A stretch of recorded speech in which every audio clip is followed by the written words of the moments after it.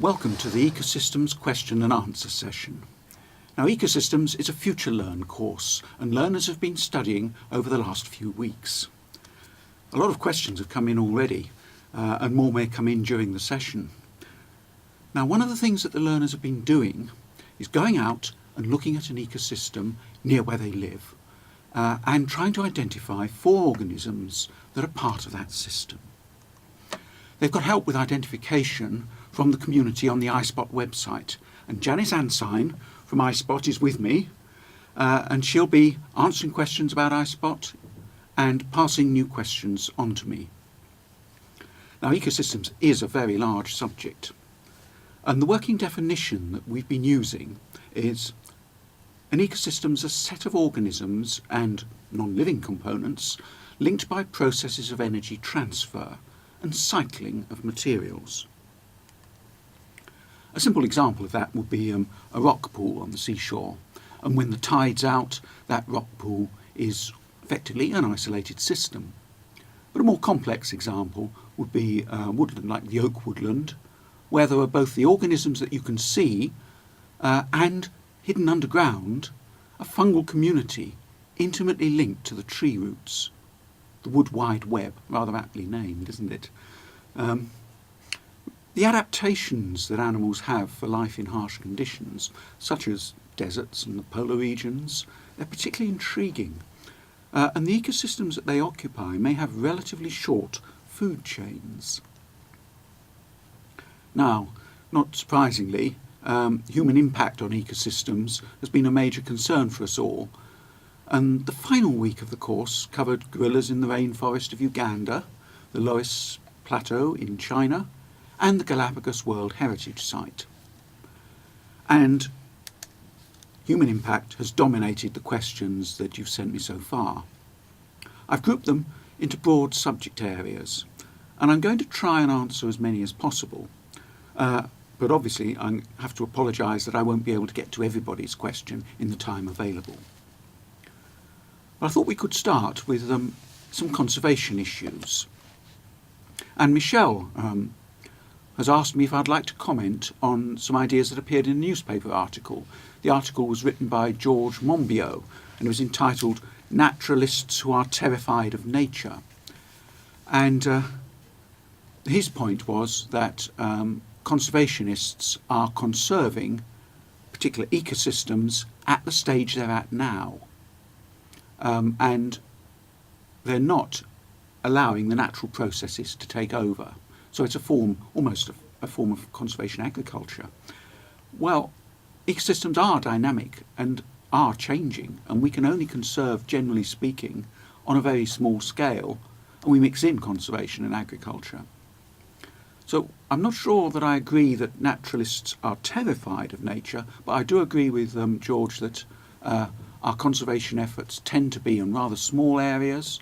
We quite often concentrate on single species instead of whole ecosystems, and maybe that is an inevitable consequence of living in a highly developed country where there's more space. You can perhaps conserve much larger areas, larger portions of an ecosystem, and so your conservation efforts are more successful. Sarah asked me a very loaded question, and she did say that it was loaded before she started, and that was, how can we stay positive? Well, it's quite difficult sometimes to be positive about the future of the planet. There are things that we humans can do to slow the rate of change, and every individual can contribute, but we'll have to make really substantial changes in the way in which we interact with the environment in which we live. And future generations are just going to be forced into making these changes. We at the moment do have the choices, and maybe we should be making changes to the way we use the habitats around us now, rather than leaving it to future generations to be forced into it. And then there was a question from Sarah and from Bill about whether there was any sense in which we could realistically expect to reverse the damage that we've wrought upon the planet. And I think really it's unlikely that we could reverse it. We can possibly prevent it getting worse, but if you think about it, a lot of the damage that's been done has been as a consequence of simply the numbers in the human population. And at the moment, it's unlikely that that figure of population size is going to go down, or that we're going to colonise less of the globe than we currently do. Now, Janice, you've been looking at some of the observations that have been coming in from the people on iSpot. I know there have been hundreds of observations, but has anything particularly struck you about these? Well, we've been quite interested in what's been happening with the students who are on the ecosystems course and the types of observations that they've been posting. And I know they've been limited because it's the time of year. But we're hoping that you will continue using the site and post things as you go through the seasons. What's been interesting is that things have been coming in from across the UK, across Europe, in terms of Switzerland, Spain, France, and even as far as Ecuador. And we've even had somebody posting observations from the Galapagos, which is quite interesting. I'm not sure that they're there at the moment, but it's good to see that they've been there and been posting these things, and it's related to the course material that they've been studying. Yes, and they've learned quite a lot about the Galapagos, haven't Yes, they? And the yes. particular problems that a World Heritage Site has. Yes. Yes. So, one of the things that iSpot can do, because each observation has its geographical location, it can tell us something about the distribution of organisms. And now that's been a feature of some of the questions that have been asked. People who are concerned about introducing new species to habitats, reintroduction programs, and also alien species and how we remove them.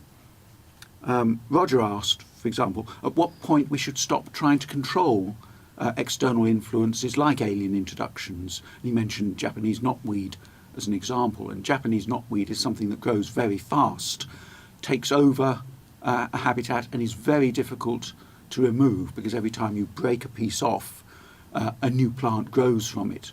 So you not only have to cut it down, but you have to make absolutely sure that you don't leave any little bits behind. I think we should try and control alien introduction, as long as the control measures that we use are not themselves destructive. But it's very difficult to stop alien species arriving by chance. So we should take a lot more care, I think, over what we deliberately bring in.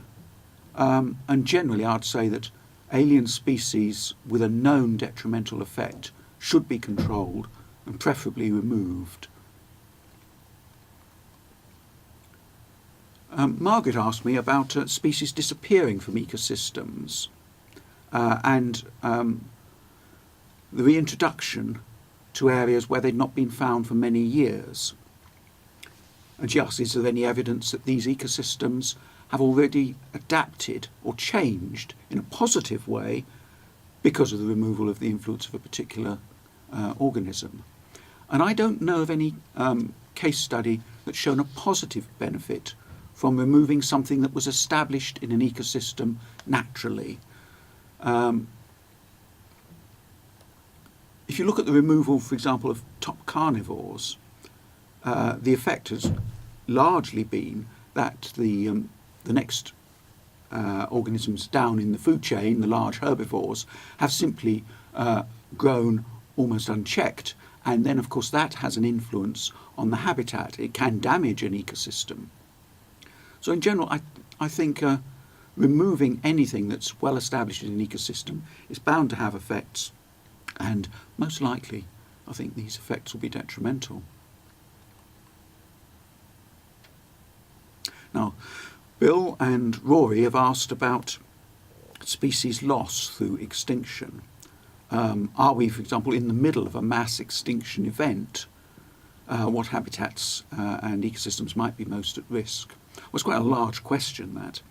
I don't think at the moment we're in a mass extinction event, but we're certainly seeing extinctions at quite a rate. And everything we know suggests, I think, that extinction rates are going to rise. Now, one problem is that we've only identified about 15% of the organisms on the planet. So if we don't know what we've got, we don't know what we're losing. True. It's another thing that iSpot's helping with, in helping us to document what we've got. It's really important to know that massive reductions of organisms, even if they're not extinctions, also heavily influence ecosystems. So if you have a particular organism at a certain level in an ecosystem, and that one organism massively reduced in population size, then you'll have an effect even though there hasn't been an extinction, and that may cause the extinction of something else. I reckon myself that the long-term outlook for biodiversity on the planet isn't that good. And I think you probably agree with me. Yes, Yeah. but that's why it's so important. We have to act. Yes. Be informed and act. And use resources that we have like iSpot, which is why we created to increase your knowledge and share and learn more about other species. Yes, and share the expertise Yes, as well that we have in definitely. identifying things. Organisms do adapt readily to changing situations. Not all of them, but some of them, and when they do, they'll continue to do well as ecosystems change. But I suspect that the long-term future is a decrease in diversity. Now, Patrick asked me if I'd comment on a question. What steps do you take to assess the impact on all elements of the ecosystem with the introduction of new or endangered species? Now, reintroductions are really quite difficult to do because quite often the particular animal, for example, has been out of an ecosystem for some time, and you may not know exactly what the conditions should be when you reintroduce them. An example of reintroduction that's been very successful is the red kite. That has a place in the ecosystem as a scavenger, principally, and reintroducing red kites has not greatly disturbed ecosystems into which they have been introduced. There are trials going on at the moment, though, on reintroduction of beavers, and beavers are part of for example, the UK fauna from some time ago. They disappeared, and there are trials going on to see if you can reintroduce them. And an animal like a beaver is an ecosystem engineer. It changes things. In the case of beavers, by damming rivers or by the trees that they chop down, I should say, rather than cut. So if you can confine them to an area, you can carry out tests and see how successful reintroduction might be before you actually go ahead and do it. But so often it's difficult to reintroduce something if it's been absent for a long time, because you don't have the information about the conditions that the organism might prefer.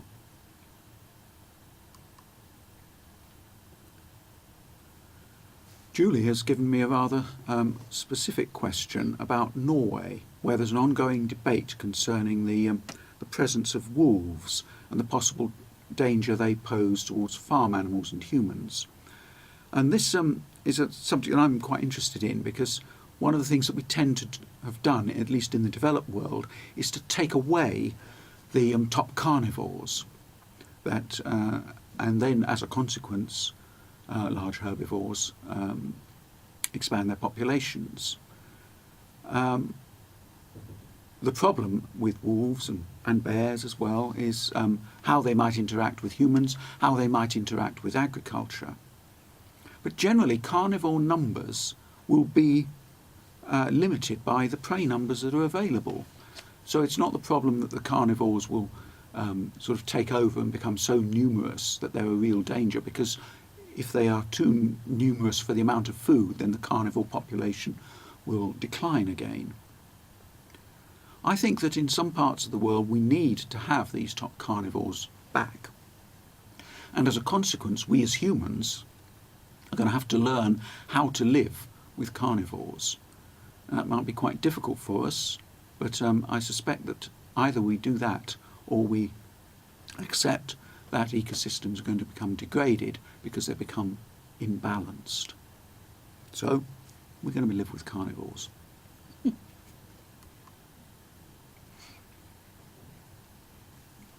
We've got some questions that have come in about human population, but I just wonder, before we get on to those, are there any questions that have been sent in while we've been talking that you want? Yes, there have been quite a few. A few have picked up on some of the themes we've explored already, and there are one or two which are hit on the human population factor as well. Oh, right. There's another interesting one about public engagement, which we can probably go into after. Yes, but have you got one on human population now? Yes, Yeah? I'll just pick that one up now.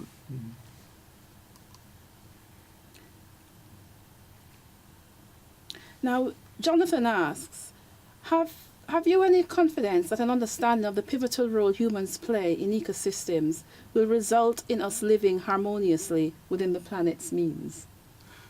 Wow. Big one. Well, thank you very much for that question. It's extremely difficult for our current human populations to live in harmony with the environment. We make demands all the time.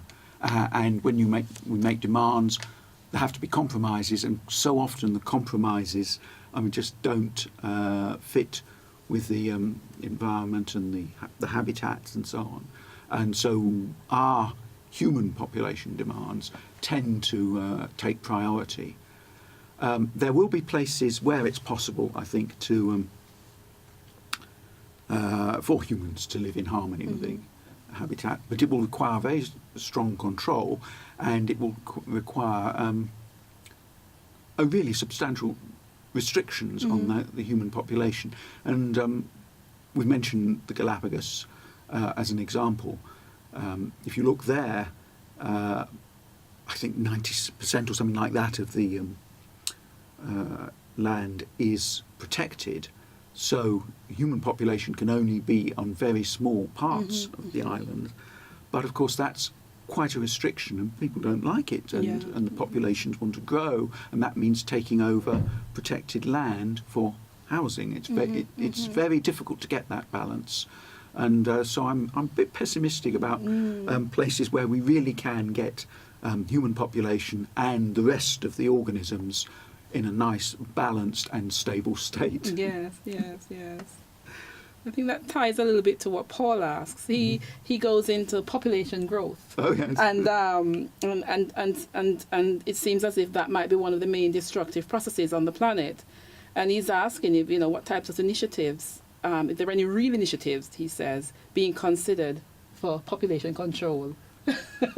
Take things a bit out of the different area. It takes a little bit out of my area of expertise, but the most noticeable thing I think about human populations is that in the highly economic developed parts of the world, population rise has declined. The rate of rise has declined, and in part that's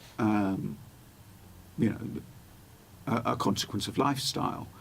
But I suspect that really what we're going to see eventually is a control of population by availability of resources, and it's not a very nice prospect.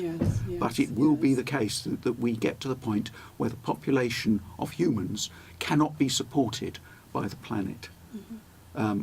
If we could do things before that prevent that happening, it would be good, but I'm not confident, I'm afraid.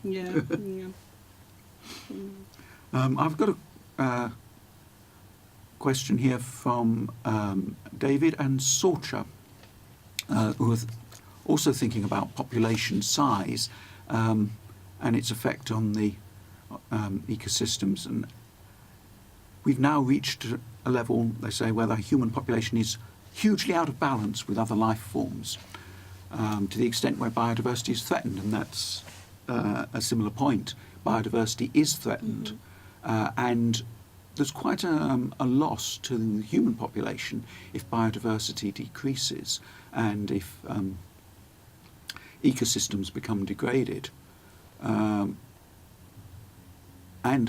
that means that as the population increases, then maybe we're going to see what happens in the natural world quite often, which is as a population gets too large, you get a population crash where the population simply can't cope with the lack of resources and the numbers go right down. And that's an awful thing to describe for a human population. It's akin to the famine conditions that we do observe now.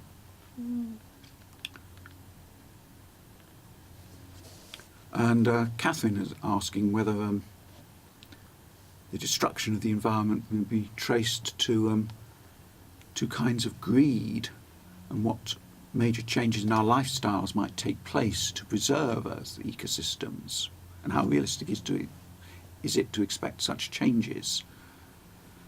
So what can we do in the way of substantial changes to lifestyle? We must do these things and start planning them now so that we're not forced into them. So we, as individuals, can promote the shift, say, from non-renewable to renewable energy resources, reduction in the size of human population, or at least no further growth in size.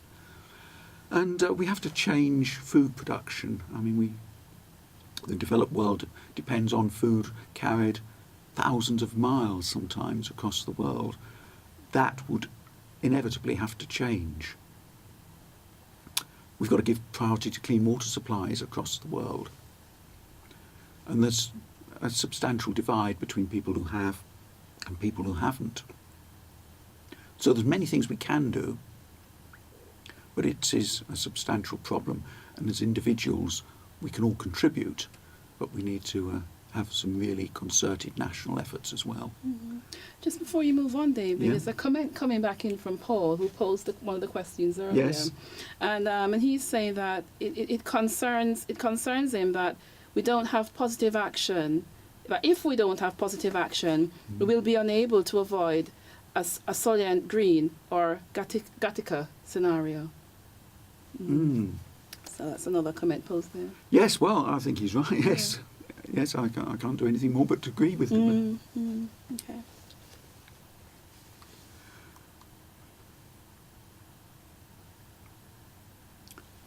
Lorraine asks about development. She's, I think, particularly referring to, she refers to the south, which I presume is the south of the UK, about the loss of green fields and open spaces.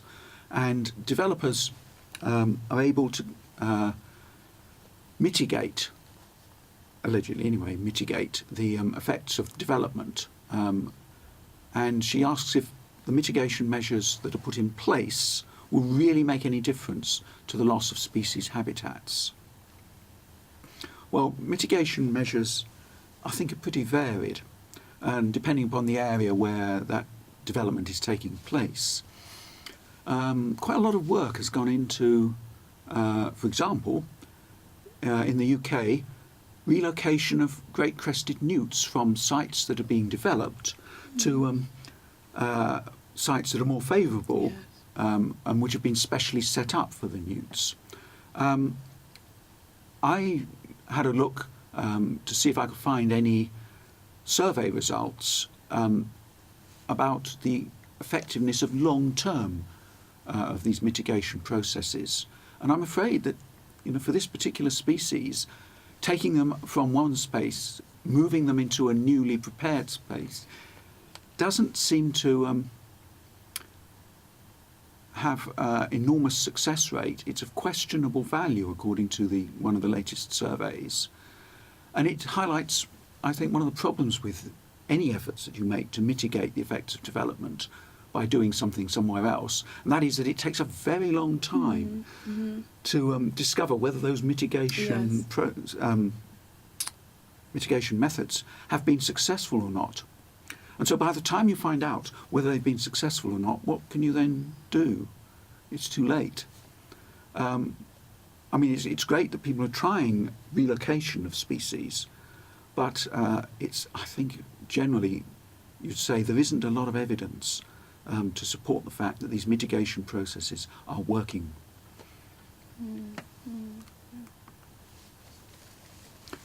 A question from Howard, going back to our earlier comments about the Galapagos.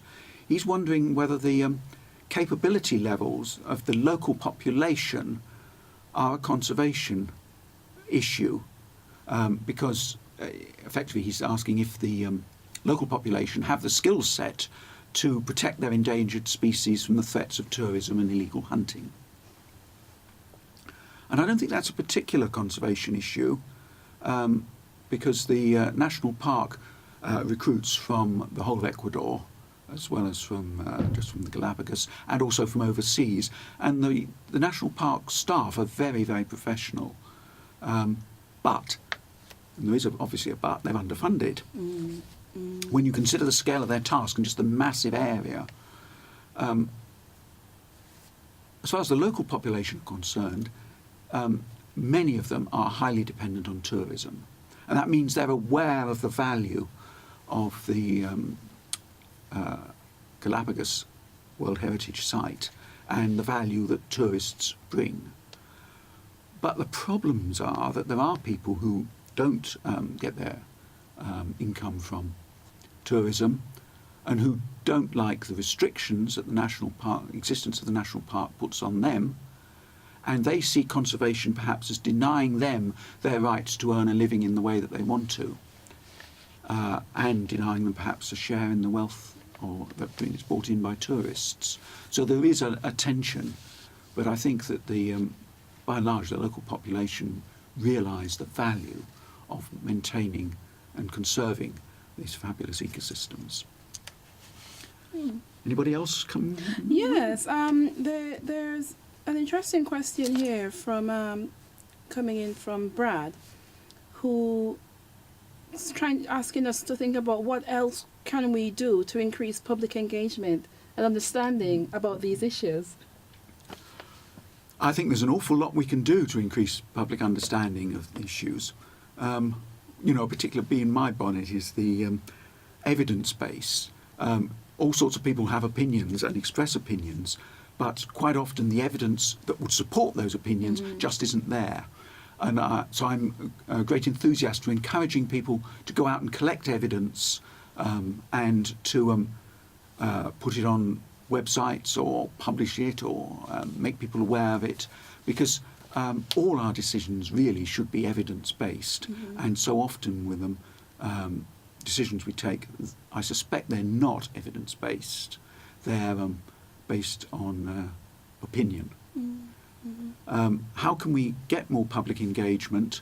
I think there clearly is a role within education for making people more aware of their habitat and what they can do themselves for conservation. But I also think it's we need to conduct a larger awareness campaign about impact. So the impact that we as individuals have on the area that we live in, the impact that we have remotely by buying beans that have been flown in fresh from Africa. Understanding the impacts that we have and trying to reduce those. I think as soon as you consider them and you start to think about them, you start to get an appreciation for the problems. And so encouraging engagement is also encouraging self-reflection. Yes, definitely. And understanding that we all have a role to play. Yes. And taking that on, you know, in no matter how little it is, it can help to make a difference. And also appreciating the interconnectedness. Yes. And seeing the links that exist between all these different things. Yes, and that's because one of the things that we hope Study of Ecosystems has done is show you how strong links are between groups of organisms and how many organisms are linked together into one ecosystem. And I know people have been surprised by some of the links that they've discovered in studying ecosystems recently.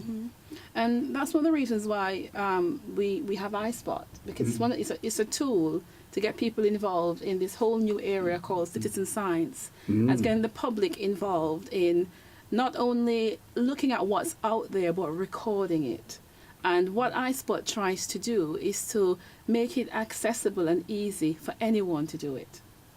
And we've managed to amass over 500,000 images across from globally on our sites across the UK and other countries. And in terms of observations, we have over 300,000 observations across the global sites as well. So it just shows that people power can make a difference. We've had some new finds coming in, things not seen in quite a long time, and things rarely seen. So we're contributing information and data where it can make a difference. Yes, and these are really big numbers, and the people who've made these observations have made a fantastic contribution. Yes. But it also highlights something else, which is that science or environmental science is often seen as something that's difficult and only specialists can get involved in. And that isn't the case.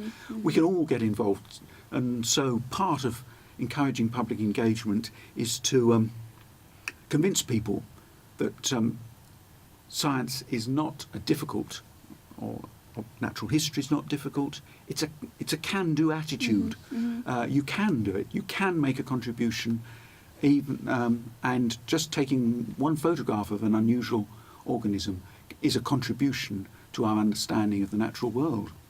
Yes.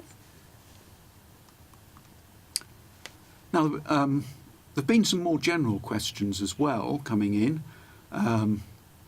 I know that someone concerned with recent flooding was asking where they could get information about flood warnings, and there are websites which are updated every 15 minutes with details of flood warnings. There's some very interesting issues there about how we use floodplains and so on, but I think probably not for this session. There's a question that's coming from Hong Kong, from Chan, asking about how we can promote the care of the world. He says the concept of nature reserves or environmental consciousness is not enough to educate Hong Kong citizens or government. So how can universities change this? And I think the best ways that universities can promote care of the world is by running courses that address environmental issues, and by engaging in research in the area and doing the what we've just been discussing about encouraging people to engage and encouraging widespread public engagement. So the universities do have a role to play, but education in itself is not a short-term process, it's a very long-term process. Research also can be a long-term process. And this is where there's always a conflict with government, where governments tend to prefer short-term to long-term solutions. But governments are best persuaded if you have evidence and advocacy. And I think by learning about ecosystems, accumulating evidence, understanding how to interpret it and advocate it, or be an advocate for it, we can influence governments. I think it's not a hopeless situation. I'm not particularly familiar with the condition of the government of Hong Kong and the universities in Hong Kong, but I think those general points, Chan, I hope will answer your question. And a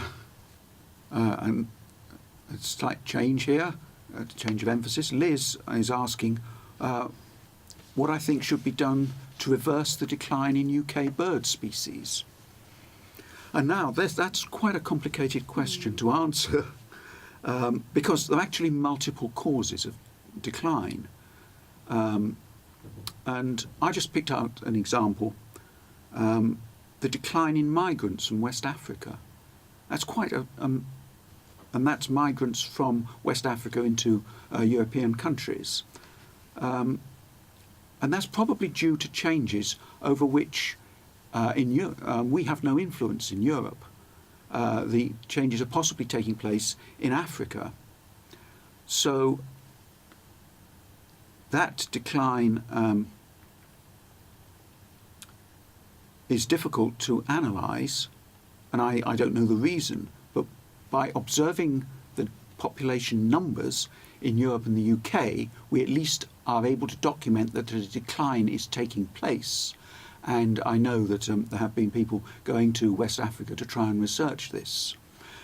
It's also, and again, this is referring back to something we've mentioned earlier, it's thought that the massive increase in the deer population, which is a consequence of removing the top carnivores, might well be affecting the woodland, the way in which deer graze in the woodland, scrape bark off, and that may account for some of the decline that we see in woodland birds.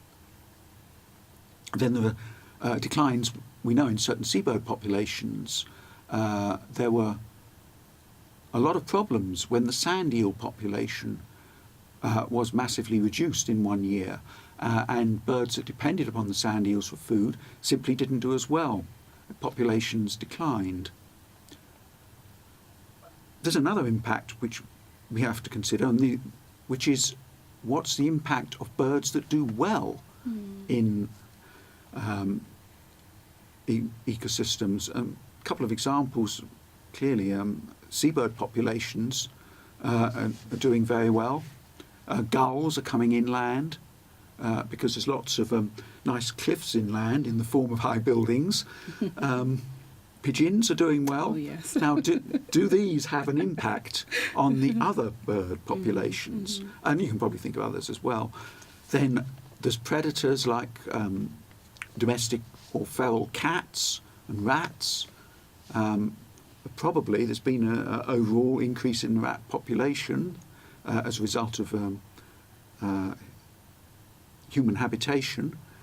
And rats have a well-known influence on birds because they take birds' eggs. So the immediate answer to this question is I think not that I'm able to suggest particular things we could do to reverse the decline, but I do think that if we can collect more survey data, we can find out where the decline is occurring, and then what might be the real reason behind the decline. And although it's probably fairly obvious, there will be, since we're looking at populations that are dynamic, there may well be birds that are declining for perfectly natural reasons, i.e. there's no human impact, simply that they are at the end of an evolutionary sequence, and they're dying out anyway. Any more? Yes, we've had a little bit more feedback from Brad, who asked the question earlier Oh, about yes. public engagement. Yeah. And he's actually said that, we talked about iSpot and the points that we yeah. made. He says, that's a good point. From using iSpot, I found things that I've then discovered were interesting enough to submit to the counter recorder for the group. Oh, So that's yes. that's an example of how we try to make this work, and you are important to that whole process. Linked with that as well is an interesting one that comes in from Julie, and she's actually asking if you think that David Attenborough is the person who, more than any other, has helped to educate people en masse. Not only has his programs covered the planet and so much of its biodiversity, his approach is always gentle and never hectoring. And you've worked in a lot of these programs over the years, David. So. Yes. I think David Attenborough's done a huge amount. He was the person who influenced me into becoming a professional zoologist. And his style, which is not to in any way to dumb down, but is to give you the science directly, I think that's been enormously helpful. And he's done more, it's possibly more than anybody else, to bring education about the natural world to people in a very authoritative and scientific way. It's for you, David.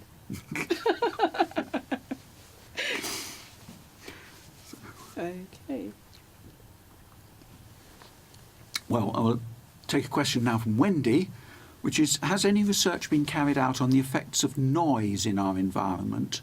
especially the effect of different sounds on bats. Now, this is a relatively new area, and there has recently been a protocol established for assessing the environmental impact of noise on wildlife.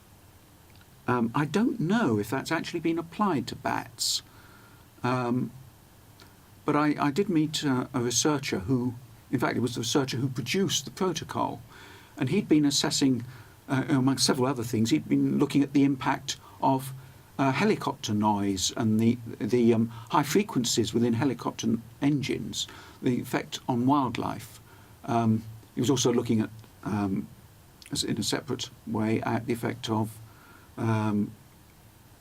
military ranges on wildlife in the area. So beginning to look at sound pollution.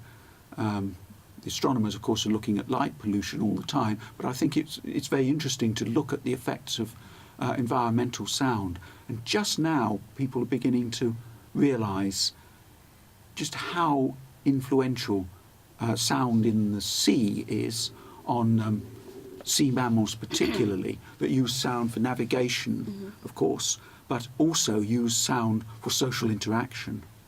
And I think we're finding that there's more and more effects of marine sound on marine mammals than we had originally thought.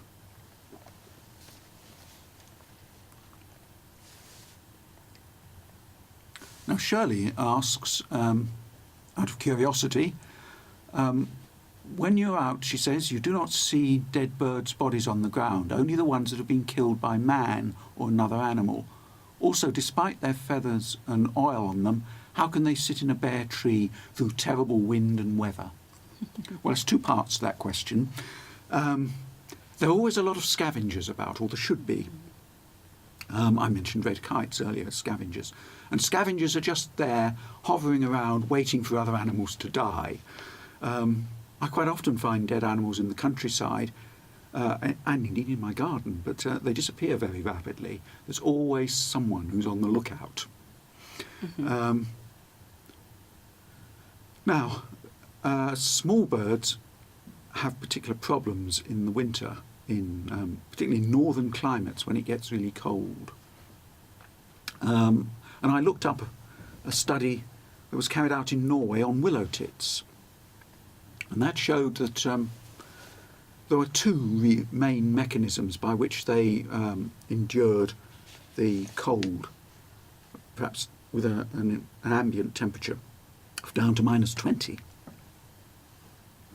Firstly, they minimised the conductance, that is the transfer of heat from their body to the atmosphere, by raising up the feathers and drawing their head and feet into the feathers to prevent loss from there, where of course there are less feathers, or no feathers in some cases.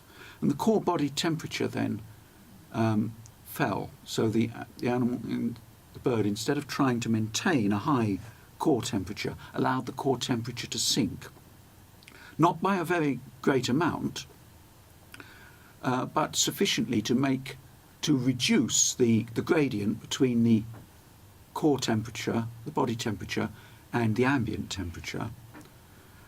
So measurement at -20 ambient showed that the body temperature was around 33 degrees centigrade.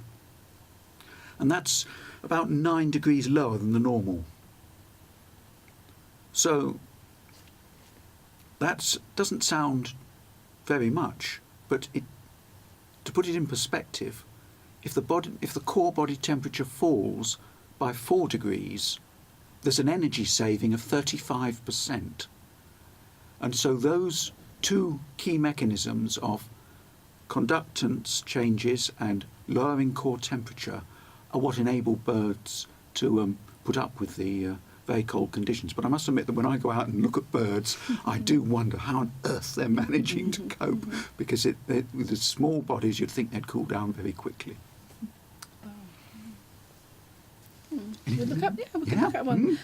There's an interesting one that comes in from Phil, and he's sort of looking at commoners' rights, and he's reflected on the fact that fens and forests were shaped by activity carried out by people over the last few thousand years, some trying to make a living. And he's asking if it could be considered to reintroduce some kind of commoners' rights where people are allowed to make a living from publicly accessible land in return for maintaining a varied, biodiverse, sustainable environment. He's saying, can there be a middle way between conservationists maintaining land for uses which no longer have any relevance, and the destructive monocultures of the agri-industry? It's a broad-based question. It is a broad-based question, yes. Just wondering how to answer that. Yes. Let's look at the commoners' rights issue. Yes, I it's an think interesting one. I think there probably is a role for commoners' rights. And there are places where there is a sort of a degree of control over what goes on, like the Forest of Dean, for example, which has rules and regulations and a governing body. I think that one of the difficulties is in deciding if you have people, for example, who've got commoners' rights and are maintaining an area, in deciding what you should maintain that area as. If you maintain it as a form of agriculture, then you're doing something similar to what large agriculture does, where it has set aside, so there's income to farms if they set aside land to increase biodiversity.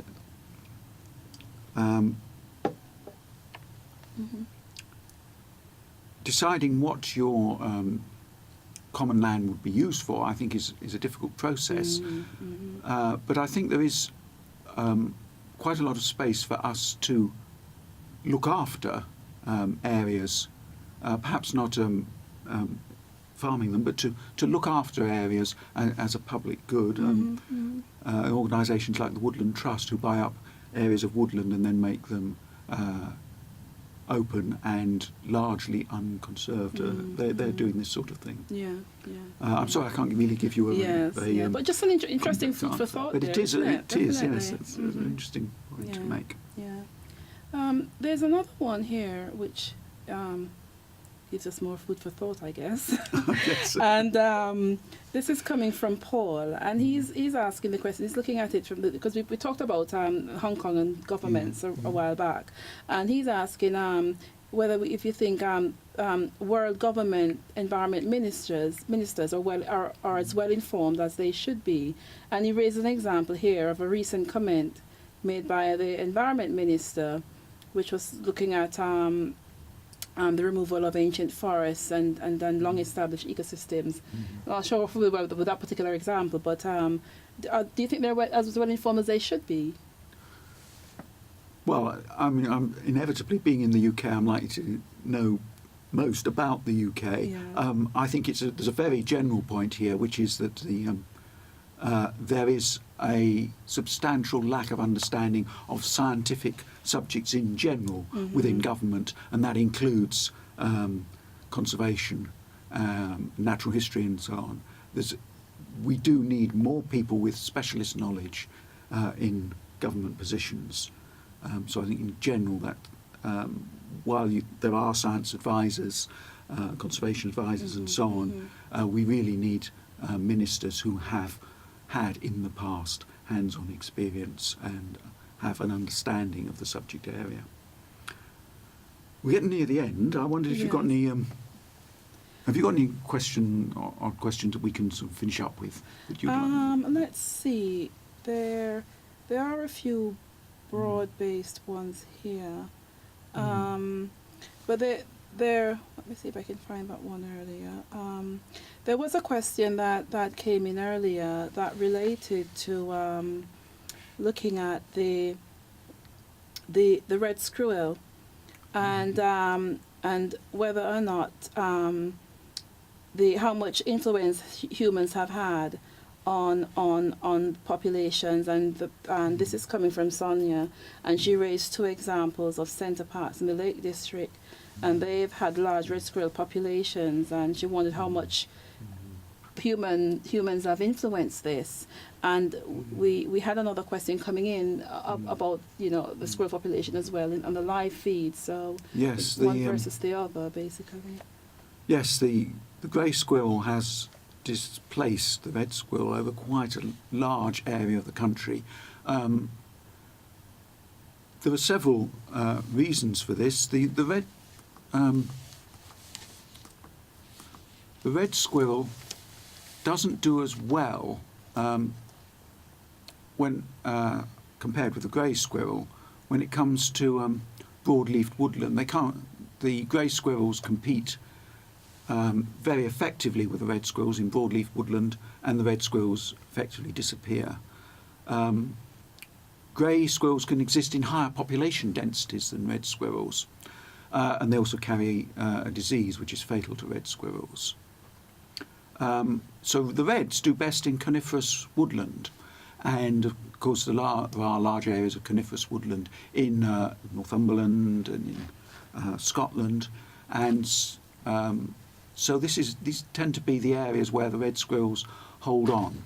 It's very difficult to prevent grey squirrels moving northwards, although people are clearly trying to keep grey squirrels away from the established red squirrel populations. But it's a very obvious example of what can happen when something that doesn't belong gets introduced into an area. And the UK, being an island population, wants ought to prevent too many things coming in, but the grey squirrel got in, and it's had a really detrimental effect. And there's you can get information on the current distribution of the red squirrel from the Forestry Commission in the UK. Right. Yeah. A last question, perhaps? There's one which sort of ties in the points you're going to make going on towards the end, where Brad asks, there's a good source that we can recommend that you read to get information about the history of climate change and biodiversity policy over the last 30 years? I don't think I can answer that instantly. Yes, I think that's something. Yeah, I think we'll have to post an answer for you for that as some possible sources. I think that there are a few more coming in, but there are some big issues which I think the few minutes we have remaining, I don't think we can answer those. Okay. Well, I think then it just remains for me to thank you all for the questions that you've sent in. And the questions that you've posed while I've been talking. You'll be able to see a recording of this session on YouTube, and for those people doing the Ecosystems course, the link will be posted in the final week. We're going to provide more information on the Open Media blog.